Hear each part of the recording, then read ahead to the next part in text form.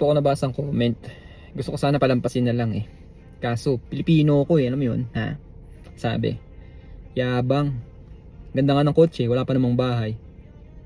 Nakakainis eh, no? Alam mo yun? Kung binasa mo sana yung aking caption, nakalagay doon, I have it because I need to. Kailangan ko po kasi sa trabaho. Ha? Hindi lang sa trabaho, pati sa pamilya ko kasi yung anak ko lumalaki na. So, kailangan ko ng sasakyan din para sa travel namin, tsaka pag may mga check-up, gaya ng ganun, mga doctor check-up. Alam mo yun, ha?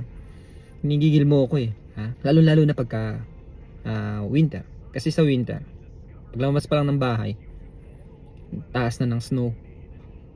Tapos, syempre, pag magko-commute ka, dala-dala mo, nakalagay sa car seat. Tsaka, alam mo yun, ha? Nakakainis ka eh, no? Nanggigigil ako sa'yo talaga eh.